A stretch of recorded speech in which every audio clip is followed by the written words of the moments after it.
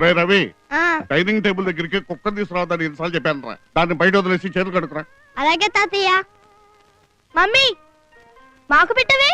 ఈ రోజు నుంచి మీకు టిఫిన్ భోజనం కట్. వై? ఎందుకు? ఎందుకా? మీ మార్కు లిస్టులు చూశాను. అన్నింట్లోనూ 3లు 4లు, లెక్కల్లో అయితే 0. మరీ అంత అత్తిసర మార్కులేమిట్రా? అందుకే అత్తయ్యా, ఒక వారం రోజులు తిండి పెట్టడం మానేస్తే వీళ్లకు బుద్ధొస్తుంది. అయితే వారం రోజుల పాటు బొబ్బిలి పులి పస్తులుండాలన్నమాట. బొబ్బిలి పులంటే మీ నాన్న. ఆయనెందుకు పస్తులుండటం? ఆ మార్కు లిస్టు నాన్నది కాబట్టి. ఏమిటి ఆ మార్కులు ఇస్తూ నా కొడుకు గడిద్దా? అవును తాతయ్య, చిన్నప్పుడు నాన్న కష్టపడకుండా తెచ్చుకున్నవి ట్రంకు పెట్టి అడుగున సీక్రెట్ గా దాచిపెడితే మేం బయటికి లాగాం. మరి వీళ్ళ మార్కులు? ఇవిగో నాకు 60, తమ్ముడికి 80. రాస్కల్, అశోకుడు కాలం నాటి మార్కులు లిస్టు ఇప్పటిదాకా నాకు చూపించకుండా దాస్తాడా? వాడిని గుండు కొట్టించే 0 రాస్తాను.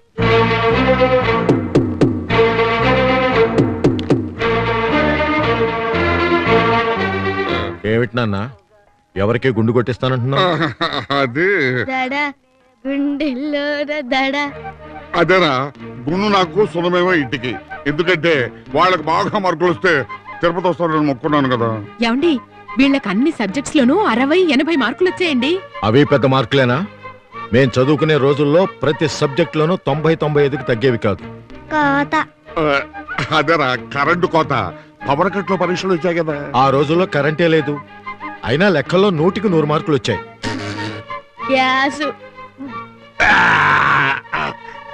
Gas trouble. ఈసారన్నా కష్టపడి నాలాగా మంచి మార్కులు తెచ్చుకోండి. అబ్బా, ఉప్మాలో జీడిపప్పు ఊపిరితిత్తులో పట్టేసిందిరా. పట్టేసింది పట్టేసింది పట్టేసింది. రోసి రోసి వసే రోసి, నాకు తెలుసు నువ్వే వస్తావని. నిన్ను మగ్గబట్టి నా పెళ్ళాన్ని చిట్టొచ్చని దాని పేరు నీకు పెట్టారు. అప్పటి నుంచి ఇదే కన్ఫ్యూషన్. తీసుకోండి. ఏంటి, నాన్నకుంట్లో బాలేదా?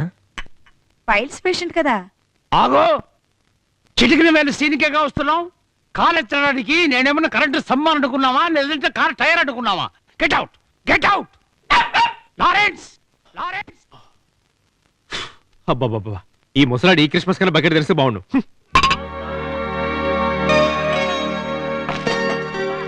అమ్మా, ఓ మై గాడ్, ఏంటండి ఇలా పడుకున్నారు? వెరైటీగా ఉంటుందని. లేకపోతే ఏంటే, నిద్రపోయేటప్పుడు నడుము పట్టేసింది. లారీ కుదిన కరెంటు స్తంభంలో ఇలా వగ్గిపోయాను. అయితే ఓ పని చేయండి, ఇంకో లారీ కింద పడి సరి చేసుకోబట్టావా? అబ్బా అబ్బా, నా వల్ల కాదు. వెంటనే హాస్పిటల్కి ఫోన్ చేయండి. నన్ను అంబులెన్స్ లో తీసుకుపోండి. అవసరం లేదు తాతయ్య, ఇటువైపు తిరగండి. కుదరదు, కావాలంటే పంచాలే తిరిగేసుకో. హై, నా నడుము నాకు వచ్చేసిందే. అసలు పోతే కదా రావడానికి. నిద్ర మత్తులో చొక్కా గుండి ప్యాంటుకి పెట్టుకున్నావు. నా బెండ్ కారణం ఈ గుండియా. అయినా వయసు అయిపోయిన తర్వాత ఒక మూల పడుండుగా నీ చేదస్తంతో మా ప్రాణాలు తీస్తున్నావు తాతయ్య. రేయ్, పెద్ద చిన్న అనే గౌరవం లేకుండా ఏంట్రా నీ పిచ్చివాగుడు? ఇంకోసారి తాతయ్యతో ఇలా మాట్లాడావంటే తోలు ఒలిచేస్తాను, జాగ్రత్త. అర్థమైందిగా? ఏంటి? పెద్దరికంగా కనిపించడం కోసమే తలకు రంగు కూడా వేయడం లేదు. నిన్ను అసలు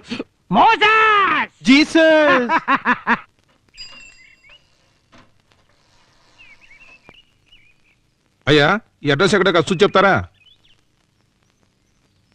వియ్యాలవారి వీధి, కయ్యాలవారిపేట, ఇంటి నెంబరు 10, డిటి స్టీఫే. ఆ తగులు బాజీగాడు అడ్రస్ నా దగ్గరకు వచ్చి అడుగుతావా?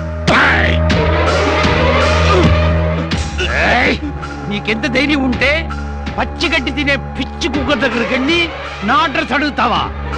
నిన్ను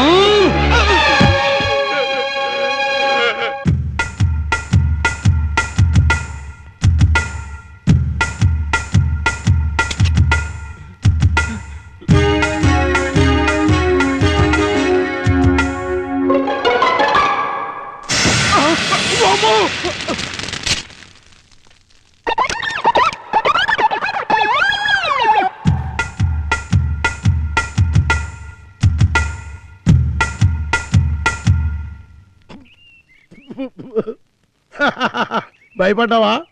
వాళ్ళిద్దరి మధ్య ఉన్న పగ పవర్ అలాంటిది. మరి ఇంకా నయం, అదే ఏ గ్యాస్ సిలిండర్ అయి ఉంటే దాంతో పాటు నువ్వు పేలిపోయి ఉండేవాడివి. మరీ ఇంత దారుణమైన పగ. వీళ్ళని చూస్తే ఎలా అయిపోయావు, వీళ్ళ కొడుకుని చూస్తే ఇంకెలా అయిపోతావు.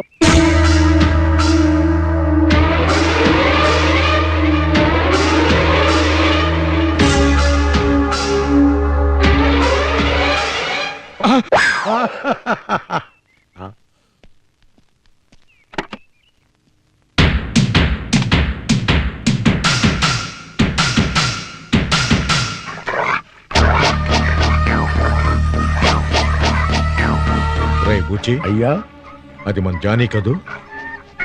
అవునండి అయ్యా, ఆ పక్కనున్నది మన రోజే అండి.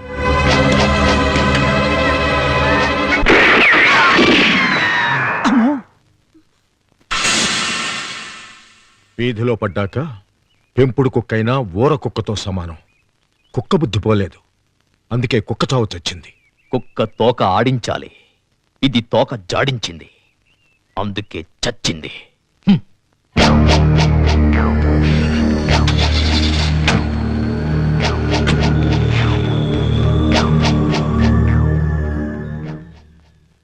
పద.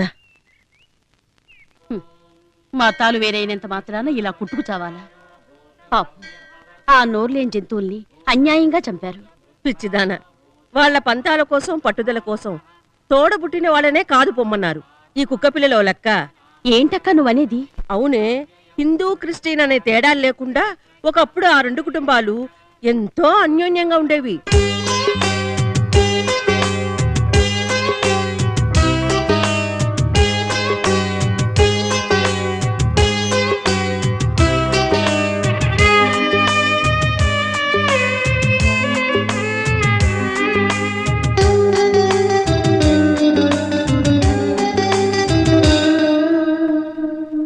ఆ రెండు కుటుంబాలు ఇలా కలుసున్నాయి కదా.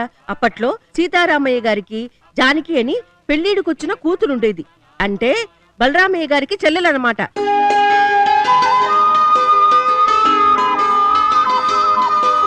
అన్నయ్య, నేను గుడికి వెళ్ళొస్తాను. అలాగేనమ్మా.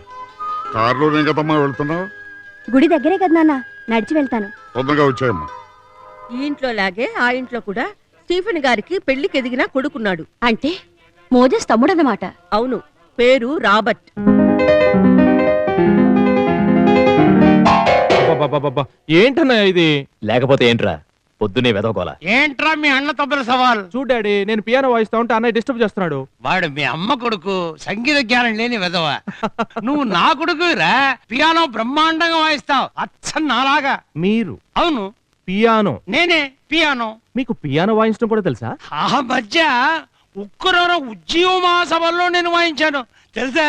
అవునవును, అది వినలేకే ఉయ్యూరు చర్చి ఫాదర్ ఊపిరాడక చచ్చారు. ఆ జానకి రాబర్ట్ ఇద్దరు కలుసుకుని మన ఇళ్లల్లో మీ నాన్న మా నాన్న ఆడుకుంటున్నారు, మీ అమ్మ మా అమ్మ ఆడుకుంటున్నారు, మనం ఎందుకు అమ్మా నాన్న ఆట ఆడుకోకూడదు అనుకున్నారు.